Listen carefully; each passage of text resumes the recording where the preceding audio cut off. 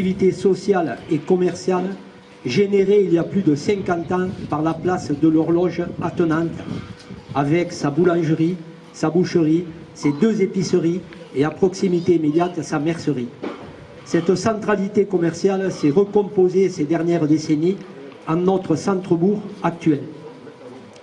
L'existence de l'église Saint-Pierre-Saint-Paul remonte à 1290. Elle reste le point emblématique du village qui s'est développé tout autour. Elle fit même office de mairie sous le mandat du premier maire, l'abbé Noiry, en 1790. Le lieu où nous nous trouvons était à cette époque le cimetière communal. Nombreuses sont les églises qui ont marqué l'histoire de nos villages languedociens.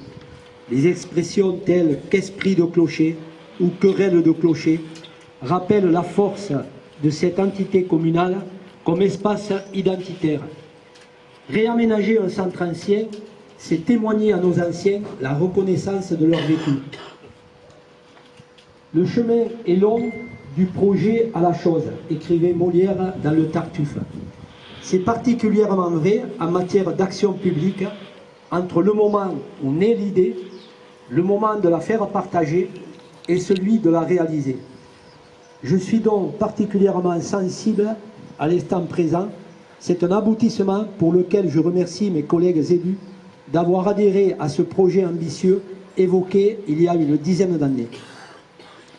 La communauté de communes a assuré la maîtrise d'ouvrage de l'opération, dont le coût, avenant compris, s'élève à 1 360 000 € hors taxes. 586 000 € pris en charge par les excédents de fonctionnement de l'ancien syndicat intercommunal eau et assainissement Tézan-Payès. 570 000 € de subventions dont nous a fait bénéficier notre communauté des communes. Je remercie sincèrement le président Francis Bouta, ici présent, ainsi que les personnes qui ont géré le dossier. Corinne et Nadine se reconnaîtront. Elles y sont ? C'est une somme conséquente obtenue de diverses administrations. La région, 100 000 €. Le conseil départemental, 164 000 €. L'État, 306 000 €. Le reste à charge pour la commune s'élève à 203 000 €. Ce chantier important n'a pas été dénué de particularités, dues notamment à la topologie du lieu. Les difficultés ont été appréhendées et traitées au mieux pour la sécurité de l'opération. Le retard subi pour ces raisons est bien sûr regrettable, mais accepté. J'en profite pour remercier les riverains de leur patience et compréhension.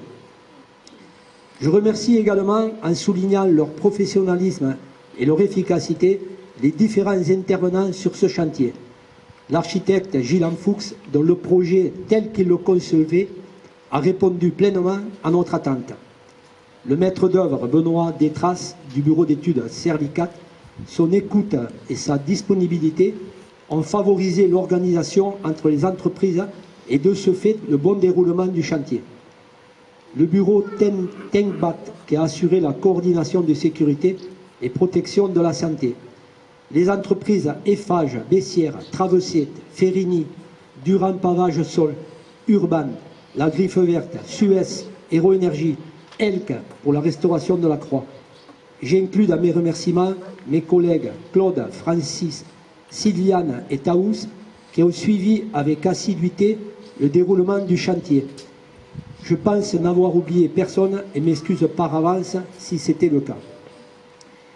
L'histoire future de notre village retiendra qu'en 2022 a été inauguré l'aménagement du centre ancien et le parvis Arnaud Beltrame. Cette opération faisait suite à la restauration de l'église à laquelle les Tézanais et amis de Tézan avaient grandement contribué sous forme de souscription publique.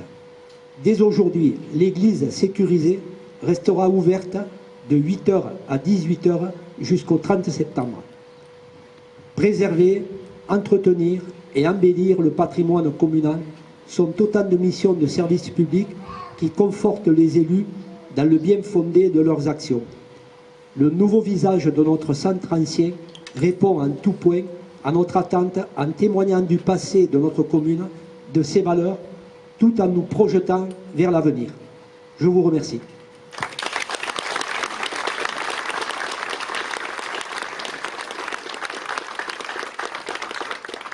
Mesdames et messieurs, j'enchaîne sur l'hommage à Arnaud Beltrame. Les événements tragiques qui ont marqué la commune de Trèbes le 23 mars 2018 ont été ressentis dans le pays par des sentiments de révolte, tristesse et compassion pour les victimes. C'est donc unanimement que les élus thésanais ont décidé de rendre hommage au colonel Arnaud Beltrame et au-delà de sa personne à toutes les victimes du terrorisme. Lorsqu'il arrive en milieu de matinée au supermarché de Trèbes, ce 23 mars 2018, le terroriste djihadiste de 25 ans, dont je préfère taire le nom, a déjà tué une personne et blessé plusieurs autres.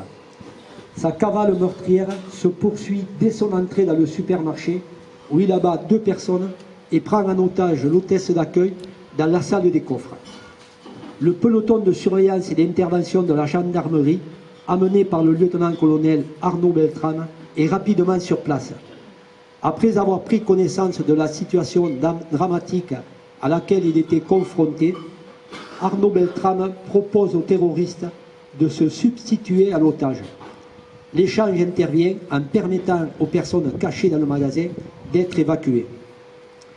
Le lieutenant-colonel Beltrame est seul face à un homme aux abois, extrêmement dangereux, prêt à accomplir sa funeste mission qui consiste à s'attaquer au nom de l'État islamiste à un représentant de l'ordre républicain.